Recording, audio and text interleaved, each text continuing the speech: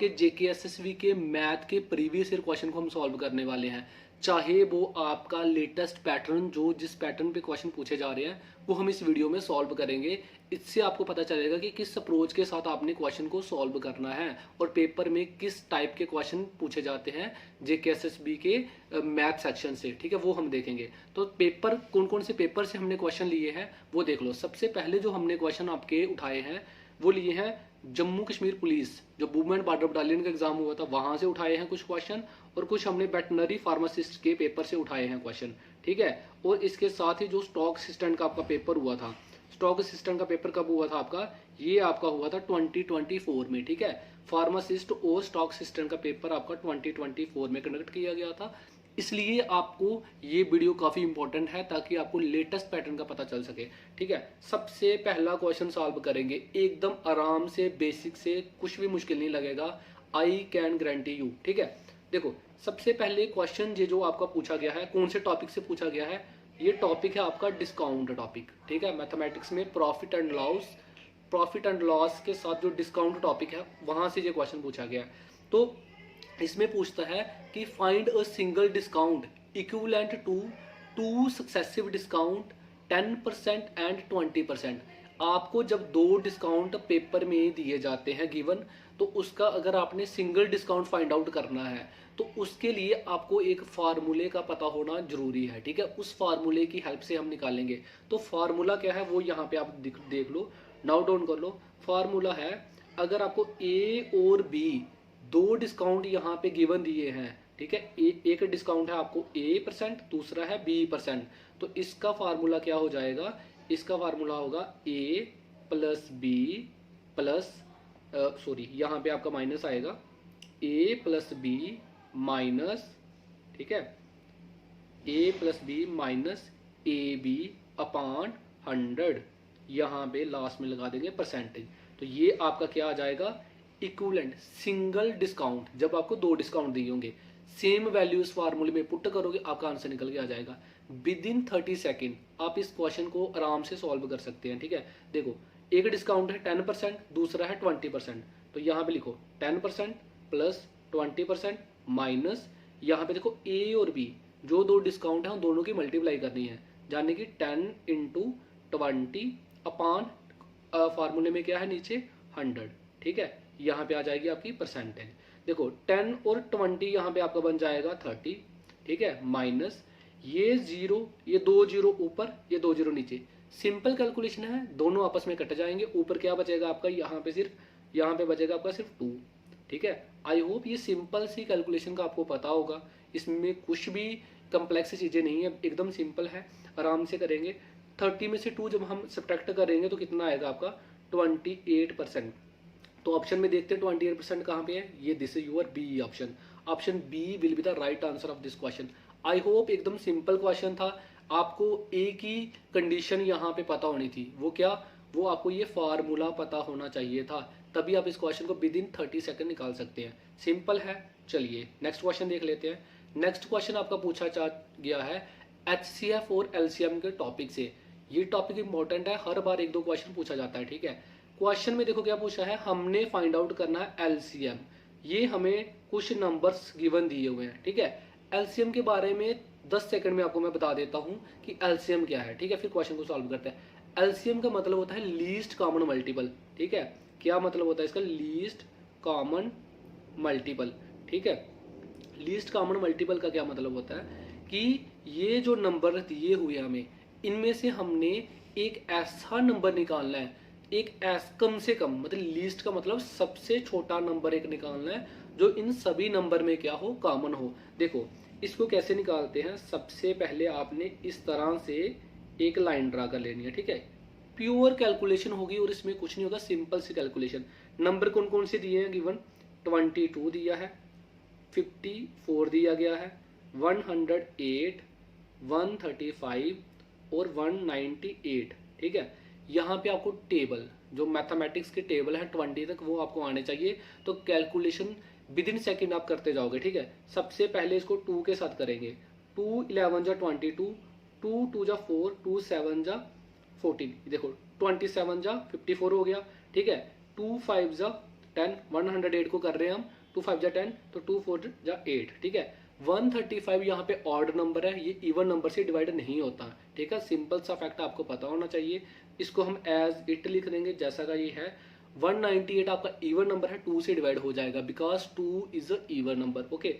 2 9 जा 18, ठीक है। उसके बाद यहाँ पे कैरी रहेगा आपका 1, 1 और 8 आपका 18। 18 कब आता है 2 के टेबल में, जब 2 9 जा हम मल्टीप्लाई करेंगे 2 को 9 से, ये हो गया। अब इसको हम फिर से सॉल्व करेंगे। इसको हम तब तक सॉल्व करते रहेंगे जब तक ये होता रहता है, ठीक है। यही एलसीएम में आप करते हो, ठीक है।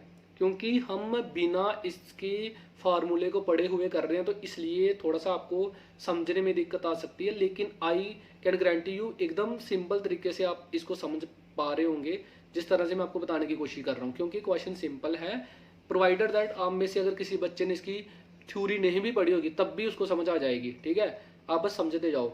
यहाँ पे देखो 27 नहीं कटेगा बिकॉज ये ऑड नंबर है, तो इसको हम कैसे काटेंगे, 2 2 जा 4, 2 7 जा 27 आ जाएगा। मतलब कि 54 को जब 2 से डिवाइड करेंगे, ये आपको ऑड नंबर है, नहीं कटेगा। ये भी आपका क्या है, ऑड नंबर, नहीं कटेगा, एज इट आ जाएगा। समझ लगी। अभी ये सारे के सारे ऑड नंबर है, तो अभी 2 से ये इनमें से कोई डिवाइड नहीं होगा, तो इसको करेंगे 3 से डिवाइड। 11 2 9 जा 27, 2 9 जा 27। ये देखो 4 3 जा 12, 1 कैरी, 1 और 5 15, तो यहाँ पे 5 3 जा 3 5 जा 15, ठीक है। तो यहाँ पे ये तो पता है 3 3 जा 33, मल्टीप्लाई 3 करेंगे 99। सिंपल सी कैलकुलेशन है और कुछ नहीं है इसमें। ये फिर से अगेन 3 से यहाँ पे कट जाएगा, 11 3 3 जा 9, ये भी 3 से, ये जाएगा 3 1 जा 3, ये आगे 5 है, 15 बन गया तो 5 से जाएगा आपका, ठीक है। ये आ गया 11 से, ठीक है। ये अगेन आपका 3 से, 3 के साथ इसकी मल्टीप्लाई होगी। देखो 11 3 1 जा 3, 3 1 जा 3, 5, ये आपका 11, ठीक है। एकदम सिंपल है। अभी देखो ये 5 है और 11 दो बार है, तो 11 के साथ कर लेंगे। 11 1 जा 11, ये एज इट आ जाएगा आपका, 5 आएगा, यहाँ पे आपका आएगा 1। अब आपने एलसीएम में क्या करना है, सबसे पहला स्टेप होता है इस कैलकुलेशन को करना। उसके बाद ये जो इस साइड आपके नंबर आ रहे हैं, इन सभी नंबर को मल्टीप्लाई कर लेना आपस में। देखो मल्टीप्लाई करके 2 2 जा 4, 4 3 जा 12, ठीक है। 12 3 जा आपका 36, 36 यहाँ पे लिख लो। देखो कैलकुलेशन कैसे होती है, यहाँ तक हमने कर ली कैलकुलेशन आपकी। 11 3 जा कितना हो गया आपका 33, 11 3 जा 33, यहाँ पे बचा आपका 5, 33 की 5 के साथ मल्टीप्लाई कर दो। 5 3 जा 15, 1 कैरी, 5 3 जा 15 और 16, 165। 165 की 36 के साथ मल्टीप्लाई करो, 165 की 36 के साथ मल्टीप्लाई करेंगे, एकदम सिंपल। देखो 5 6 से आपका क्या आएगा 30, 0 यहाँ पे आएगा आपका 0, फिर आपका 3 कैरी रहेगा, ठीक है। 0 3 कैरी, 6 6 या 36 और 3 आपका कितना हो जाएगा, 36 और 3 आपका हो जाएगा 39, 3 फिर से कैरी, 6 1 जा 6 और 3 कितना होगा आपका 9। सिंपल है, सिर्फ कैलकुलेशन है और कुछ नहीं है यहाँ पे, ठीक है। 5 3 जा आपका 15, 1 कैरी, 6 3 जा 18 और 1 19, अगेन 1 कैरी, 3 1 जा 3 और ये 4, ठीक है। 0 जहाँ देखो ये 0 आ जाएगा, 9 और 5 आपके कितने होते हैं 14, 4 1 कैरी, 9 और एक 10 और 19, 9 19, 5 4 और एक जो कैरी था 15, तो 5940 आपको ऑप्शन में कहीं दिख रहा है 5940, yes, option number C will be the right answer. देखो एलसीएम में आपकी जितनी ज़्यादा स्ट्रॉन्ग कैलकुलेशन होगी उतनी जल्दी से आप क्वेश्चन को सॉल्व कर पाएंगे। पैटर्न मैंने आपको बता दिया किस तरह से सॉल्व करना था, कुछ भी मुश्किल नहीं था। लेकिन अगर आपकी कैलकुलेशन स्ट्रॉन्ग है तो इसको भी आप विद इन 1 मिनट के अंदर इस क्वेश्चन को सॉल्व कर सकते हो, ठीक है। अगले क्वेश्चन देखो, देखो यहाँ पे कितना सिंपल क्वेश्चन दिया हुआ है। देखो एवरेज टॉपिक कौन सा है आपका, एवरेज टॉपिक है। यहाँ से क्वेश्चन पूछता है आपका कि 3 फ्रेंड्स हैं, 3 फ्रेंड्स की जो उनके वेट की एवरेज है वो है 55। एक 4th पर्सन उस ग्रुप को ज्वाइन करता है जिसका वेट कितना है 75 kg। तो हमने बताना है कि जो न्यू एवरेज होगी ग्रुप की वो कितनी होगी। देखो हमारे पास क्वेश्चन में दिया है कि एक ग्रुप है, ठीक है। एक ग्रुप में कितने पर्सन है, 3 पर्सन है। ये लो ये बना दिए 3 पर्सन। इन तीनों पर्सन का जो एवरेज है वो कितना है, तीनों पर्सन की एवरेज है आपकी 55 kg। ये देखो क्वेश्चन में दिया हुआ 55 kg। तो पर्सन कितने हैं 3, तो इन तीनों का टोटल वेट कितना आ जाएगा इसके साथ मल्टीप्लाई कर देंगे। 5 3 जा 15, ठीक है, 1 कैरी, 5 3 जा 15 और 1 16। देखो ये जो मैं कैरी करके बता रहा हूँ for those students who find difficulty in calculation, जिनको कैलकुलेशन में थोड़ी सी परेशानी आती है ये उनके लिए है, ठीक है। अदरवाइज डायरेक्ट इनको किया जा सकता है, ठीक है, इतना मुश्किल कुछ नहीं है इसमें। आराम से इसको देखो, प्रैक्टिस करो। जिनकी कैलकुलेशन वीक है मैं आपको गारंटी के साथ बता देता हूँ this is the best way to prepare for the mathematics. सबसे पहले आपको पता होना चाहिए कि क्वेश्चन का पैटर्न क्या है, ठीक है, तभी आप क्वेश्चन को प्रेपरेशन कर पाएंगे अच्छी तरीके से, ठीक है। ये आपका अगर टोटल वेट कितना आ गया यहाँ पे 165, ठीक है, आ गया टोटल वेट। फोर्थ पर्सन एक ज्वाइन करता है जिसका वेट कितना है 75 kg। तो हमने बताना है कि न्यू एवरेज कितनी हो जाएगी। देखो 3 पर्सन की जो वेट की एवरेज थी वो है 165 kg, ठीक है। फोर्थ पर्सन जो ज्वाइन करता है उसका वेट कितना है, उसका वेट है 75 kg। तो टोटल पर्सन कितने हो गए, वो हो गए आपके 4। तो एवरेज में, एवरेज का फार्मूला क्या होता है, एवरेज का फार्मूला सिंपल सा फार्मूला यहाँ पे लिखो, number of persons, number of person हो सकते हैं यहाँ पे, आइटम्स हो सकती हैं, जहां ऑब्जर्वेशंस, ठीक है, ये हो सकता है अपान अपान अपान यहाँ पे क्या हो गया टोटल नंबर, ठीक है। यहाँ पे ऊपर होता है आपका सम, सम ऑफ नंबर ऑफ पर्सन, कि जितने भी पर्सन होंगे उनका सम, जितनी भी आइटम्स होंगी उनका सम, अपान नीचे क्या आएगा टोटल नंबर ऑफ पर्सन्स, ठीक है। ये हो गया, ये हो गया इसका फार्मूला एवरेज का। वही हमने किया, देखो 4 पर्सन थे, टोटल नंबर ऑफ पर्सन कितने थे यहाँ पे 4, वो हमने यहाँ पे लिख दिया, ठीक है। न सम लिखना है, सम लिखना है, जितने भी पर्सन होंगे यहाँ पे उनके वेट की बात हो रही है तो उनके वेट का सम लिखेंगे। 3 पर्सन थे, तीनों की एवरेज थी 55, तो 3 की जब मल्टीप्लाई करेंगे तो उन तीनों का वेट निकल के आ जाएगा कितना 165। तो 165 हमने लिख दिया यहाँ पे। फोर्थ पर्सन का वेट था 75 kg, वो भी लिख दिया हमने। इसको दोनों को कर देंगे हम ऐड, तो ऐड करेंगे तो ये कितना बनेगा 0 4 240, ठीक है, 240 बनेगा जब हम इसको ऐड करेंगे। तो अपान नीचे 4, तो 4 को इसके साथ मल्टीप्लाई करेंगे, 4 6 से कितना होता है आपका 24, तो ये जो 0 है ये आ जाएगा। तो आपका आंसर कितना बन गया 60 kg। न्यू एवरेज कितनी बनेगी 60 kg। आई होप आपको सिंपल सी कैलकुलेशन थी, ये आपको समझ आ गई होगी कि क्वेश्चन को किस तरह से करना है। एवरेज का भी ये क्वेश्चन हमने सॉल्व कर लिया। नेक्स्ट क्वेश्चन हम देख लेते हैं, वो पूछता है आपको कि अगर एक 35% of a number is 12 less than 50% of that number then the number is, कि अगर मान लो हमारे पास कोई एक नंबर पूछ रहा है, तो अगर नंबर नहीं दिया गया है, नंबर को फाइंड करना है, तो मैथ में सबसे पहले हम क्या करते हैं, उस नंबर को मान लेते हैं कि वो नंबर क्या है, वो नंबर है हमारा एक्स। क्या नंबर है, वो हमारा एक्स नंबर है, ठीक है। कहता है कि 35% किसका, 35% ऑफ अ नंबर, एक नंबर, वो नंबर हमने मान लिया एक्स, वो क्या है इज का मतलब इक्वल टू किसके बराबर है, वो 50% उस नंबर का ऑफ दैट नंबर। लैंग्वेज को, मैथ की लैंग्वेज को समझना इंपॉर्टेंट है। 50% ऑफ दैट नंबर मतलब 50% ऑफ उस नंबर को हमने मान लिया एक्स, वो कितना कम है, कितना लेस है, लेस का मतलब कितना कम है, माइनस कर देंगे 12। ये सारी की सारी मैथ की लैंग्वेज है जिसको आप with the passage of time जब आप लेक्चर लगाते जाओगे आपको समझ आ जाएगी, ठीक है।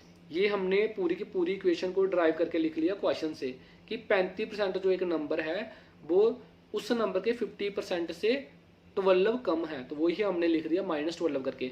आगे आपकी सिंपल कैलकुलेशन है, जल्दी से सॉल्व करेंगे। 30/100 into x is equal to 50%/100 into x -12, ठीक है। इस 12 को हम इस साइड लेकर आएंगे और इस टर्म को हम इस साइड ले जाएंगे, ठीक है। फिर हमारी कैलकुलेशन थोड़ी क्या हो जाएगी, आसान हो जाएगी। अभी आपको पता चल जाएगा एक मिनट में। देखो कैसे करेंगे, इसको बस रिमूव करेंगे, रोटेट करेंगे दूसरी साइड, ये आ जाएगा 12 इस साइड लिख लेंगे, ये हमारा 50/100x, यहाँ पे ये जब उस साइड आएगा तो ये माइनस में आ जाएगा 35/100x। कुछ नहीं किया, सिर्फ इनको रोटेट किया। ये देखो 12 इज इक्वल टू जब बेस सेम होता है, जब डिनोमिनेटर सेम होता है तो उसको हम कॉमन करके लिख लेते हैं। 50 में से 35 जाएगा तो कितना आएगा आपका, आएगा आपका 15x। ठीक है, देखो 5 3 जा 15, 5 20 जा 100, क्लियर। यहाँ पे आ गया 3 3 4 जा आपका 12। ठीक है, तो अब यहाँ पे क्या बचा हमारा 4 is equal to x upon 20, तो इसकी मल्टीप्लाई इसके साथ हो जाएगी, x इज इक्वल टू कितना आ जाएगा 80। समझ गए, सिंपल सी कैलकुलेशन थी। 4 into 20 80, 80 will be the right answer. Simple सी कैलकुलेशन है, इसमें कुछ भी मुश्किल नहीं है। ठीक है, जब हम कैलकुलेशन की एक वीडियो लेकर आएंगे तो उसमें से आपकी कैलकुलेशन भी स्ट्रांग हो जाएगी। तो नेक्स्ट क्वेश्चन को यहाँ पे देखते हैं। इसमें कहता है कि the salary of Ram is 10% more. Question को देखो, salary of Ram is 60% more than Shyam, how much percent is Shyam salary less than Ram. देखो डायरेक्ट क्वेश्चन आपके मैंने एग्जाम से निकाले हुए हैं। ठीक है, पेपर से डायरेक्ट क्वेश्चन यहाँ पे निकाले हैं। यहाँ पे देख पा रहे होंगे आप कटिंग। देखो आपके दो पर्सन है, एक है आपका राम, दूसरा पर्सन है श्याम। देखो कितने परसेंट यहाँ पे दिया हुआ है, 60%। पहले भी बताया कि 60%, जब भी परसेंट हटेगा नीचे 100 आएगा, जीरो के साथ जीरो कट जाएगा, 2 3 जा 6, 2 5 जा 10। तो क्या परसेंटेज को सॉल्व करके क्या आया हमारा 3/5। देखो यहाँ पे आपने कंसेप्ट को समझना है। 3/5 कहता है कि राम की जो सैलरी है ना वो 60% ज़्यादा है किससे, श्याम से। ये जो नीचे वाली सैलरी है ये किसकी है, ये सैलरी है आपकी श्याम की। ठीक है, ये मेथड है एक आपको क्वेश्चन को सॉल्व करने का। श्याम की सैलरी कितनी आ गई 5, और राम की सैलरी कितनी है 60% ज़्यादा। तो ये जो ऊपर 3 है उसको 5 के साथ क्या कर देंगे, ऐड कर देंगे। तो 3 + 5 आपका क्या हो जाएगा 8। समझ लगी, ये हो गया। अभी वो पूछता है कि how much percentage Shyam salary less than Ram, कि श्याम की जो सैलरी है वो राम की सैलरी से कितनी कम है। देखो श्याम की सैलरी बतानी है ना हमने। देखो श्याम की सैलरी कितनी कम है राम से, वो आपको पता है कितनी कम है, 3 कम है। क्योंकि इसकी 8 है राम की, तो श्याम की कितनी कम है, 3 कम है ना। समझ रहे आप। उसके बाद देखो अपान किसकी सैलरी से भाई, राम की सैलरी से कितनी कम है, यही पूछा ना, लेस देन राम सैलरी। तो राम की सैलरी नीचे लिख देंगे। हमने कितना बताना है, परसेंट, कितने परसेंट। जब भी परसेंट की बात आएगी तो साथ में 100% लिख देंगे। This is the method. अभी इसको सॉल्व कर लेंगे 4 के साथ, डायरेक्ट इसको सॉल्व करो। 4 2 जा 8, ठीक है, 4 25 जा 100, 25 इंटू 4 आपका क्या होता है 100। समझ लगी है आपको। तो यहाँ पे ऊपर क्या है 25 इंटू 3, ये आएगा आपका 75। 25 इंटू 3 आपका क्या आता है 75, 75/2। अब 75/2 को जब आप सॉल्व करोगे, आप किस तरह से करते हो, आप इसी तरह से करते हो ना, ऐसे करके 75/2।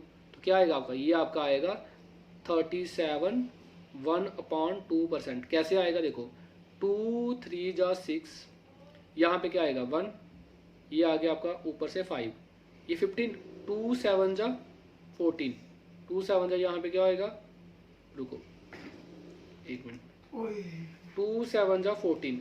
तो 15/14, 15 में से जब 14 सब्ट्रैक्ट करेंगे नीचे क्या आएगा 1। तो इसको कैसे लिखेंगे 37 1/2%, इस तरह से लिखते हैं। ठीक है, बाकी जब हम स्पेसिफिक इस लेक्चर को करेंगे परसेंटेज को, तो वहाँ से आपको अच्छी तरह से हमारा जो पेड बैच है वहाँ पे आपको अच्छी तरह से समझा दिया जाएगा। ठीक है, जल्दी ही हम आपके लिए एक पेड बैच लाने वाले हैं। ठीक है, पेड बैच में आपको मैं मैथ टीच करने वाला हूँ। ठीक है, रेमो सर वहाँ पे आपको जीएस पढ़ाएंगे। रीजनिंग के जो सर हैं उन्होंने सीजीएल लेवल की रीजनिंग स्टूडेंट को वो पढ़ा चुके हैं, तो रीजनिंग के टीचर भी आपके बढ़िया हैं। जीएस के जो टीचर है रेमो सर, उनको तो आप जानते हो। मैथमेटिक्स के बारे में आप देख पा रहे होंगे किस तरह से आपको चीज़ें समझाई जाएंगी। सबसे प्लस पॉइंट मैथ में आप देखना, सबसे बेटर जो तरीका है मैथ को याद करने का, मतलब मैथ को प्रिपेयर करने का, वो है आपका प्रीवियस ईयर पैटर्न को ध्यान में रखकर तैयारी करना।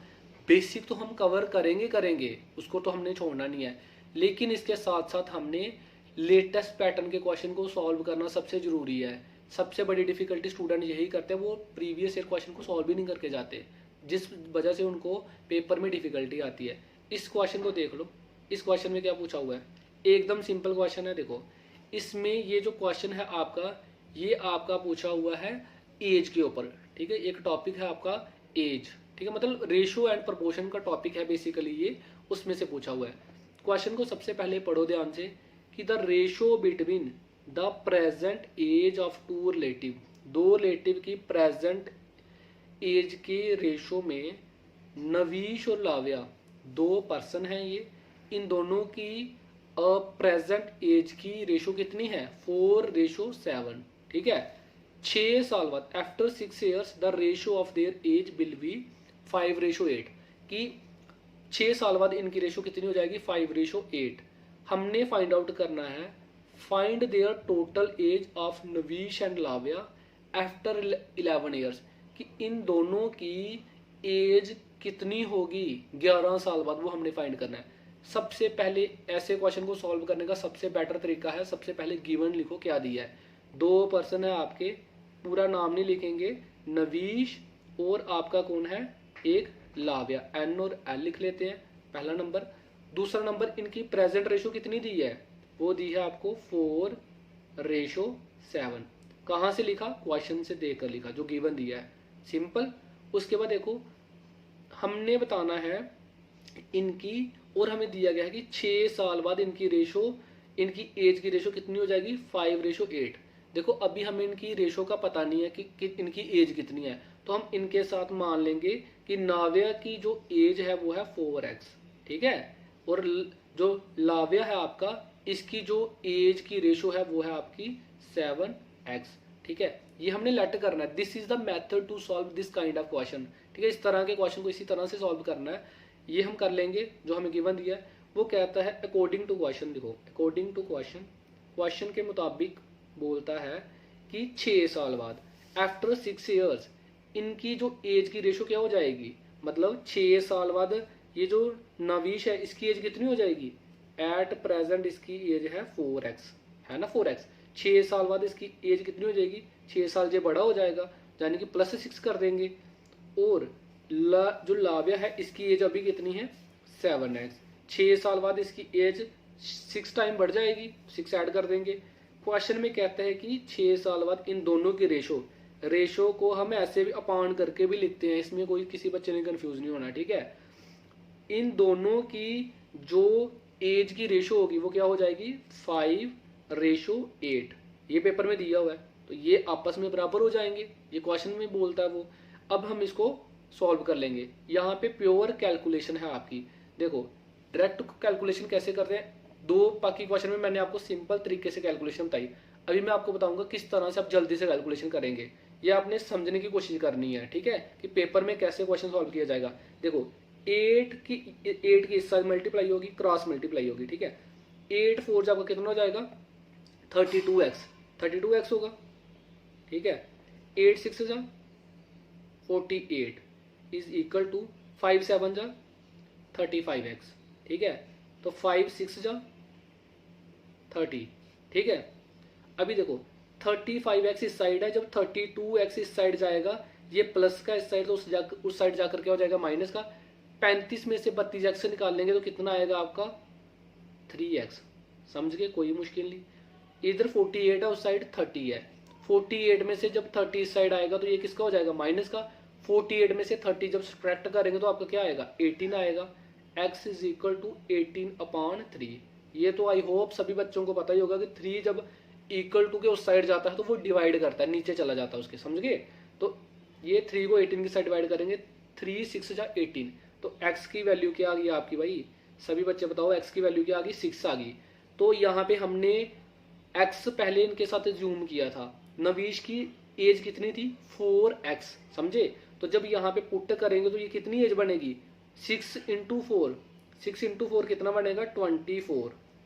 नवीश की एज कितनी बनेगी 24, लाव्या की एज क्या थी 7x, x की वैल्यू पुट करो यहाँ पे 6, 7 6 जा 7 6 ये कितना हो गया आपका 42, ठीक है। हमने बताना है टोटल एज, टोटल एज को दोनों को ऐड कर दो, कितनी बन जाएगी, ठीक है, कितनी बन जाएगी आपकी 66, क्या बन गई आपकी 66 बन गई दोनों को ऐड करके। साथ में पूछा था कि find total age of Navish and लाव्या।